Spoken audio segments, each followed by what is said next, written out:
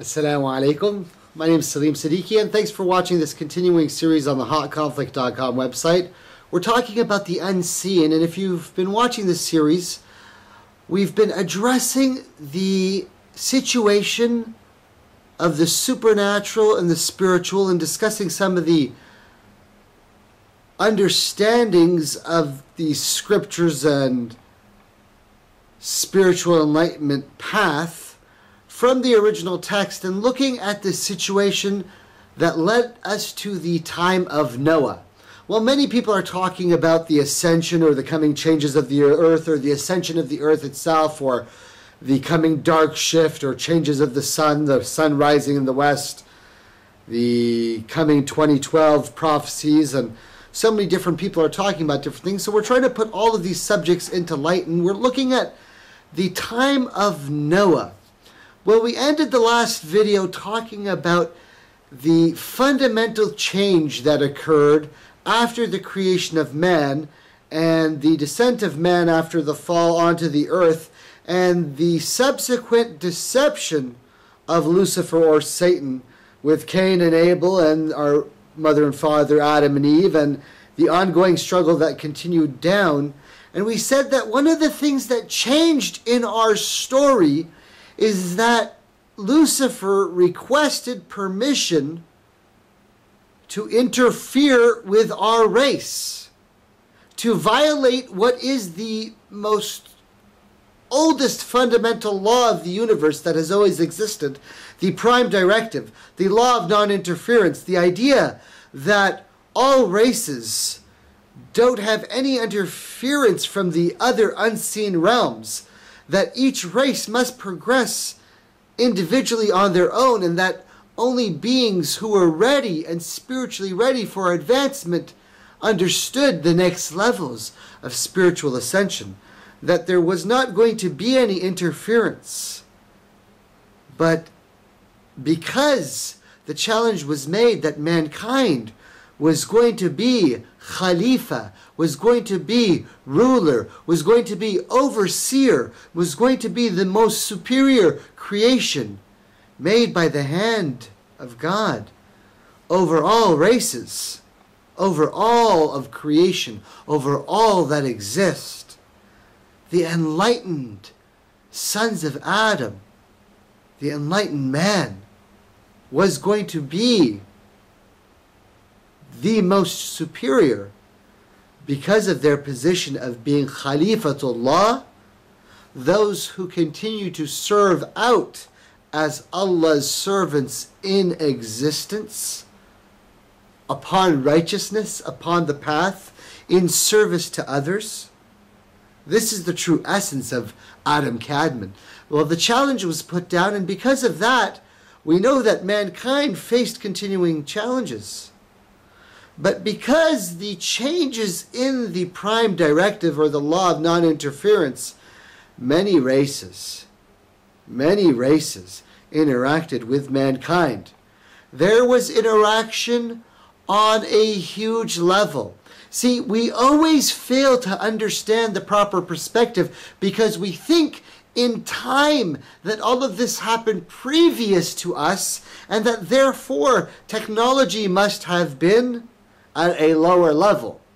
You see, if you understand the fundamental change, and you understand that a different pattern was now occurring on what we call Earth, that because of that challenge up above, mankind faced a barrage of experiences, both positive and negative.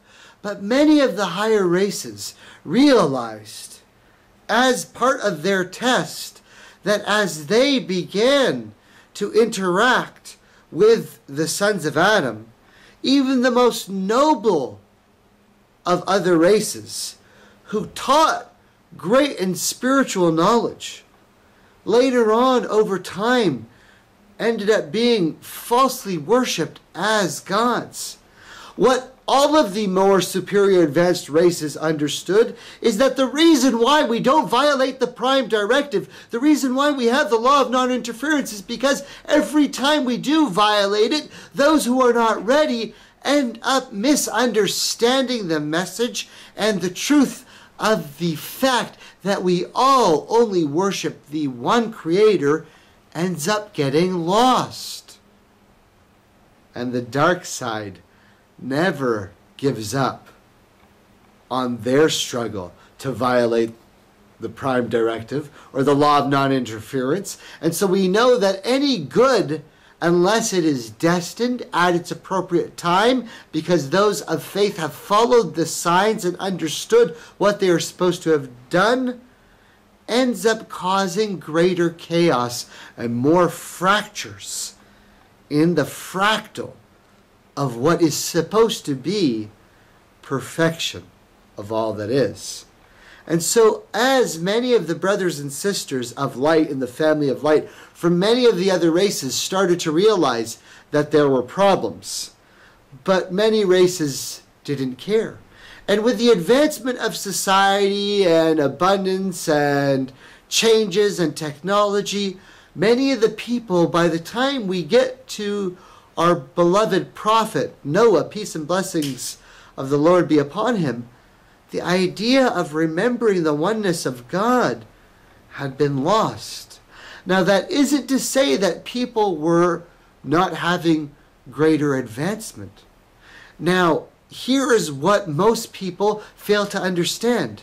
Before the time of Noah, understanding that there was other races and understanding that there was other beings was commonplace.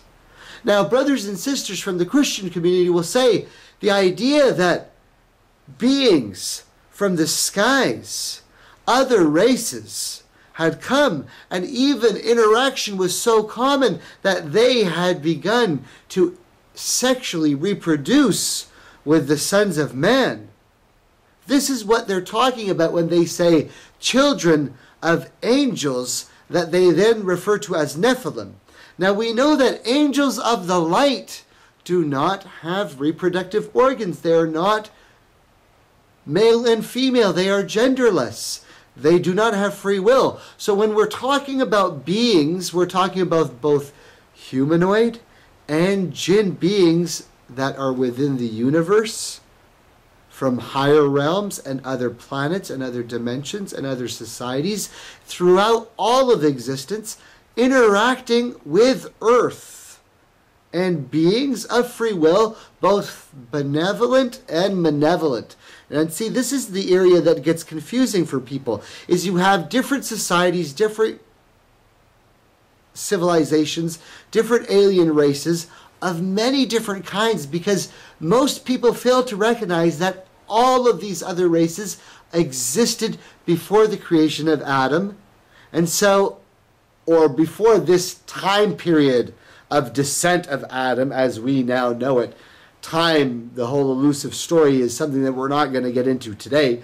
But the concept of understanding that a lot of these other races existed before us, and that there is even other levels of heavens and other earths and other Adams and other Abrahams and other even final messengers or Muhammads to other civilizations that all occurred before our final messenger Muhammad here on this earth.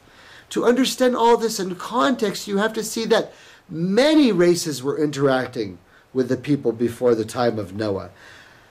That many races were sexually interacting with the children of Adam.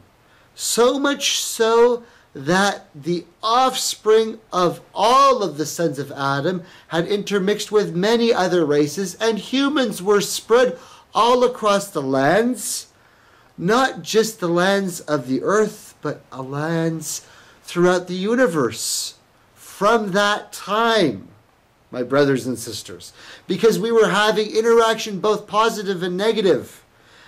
But eventually we got to a stage where all of the beings on the earth had left monotheistic oneness of understanding, and that all of the enlightened beings, or beings upon the truth of the light, were no longer upon the earth, because they had realized that they should not have violated the rules of the law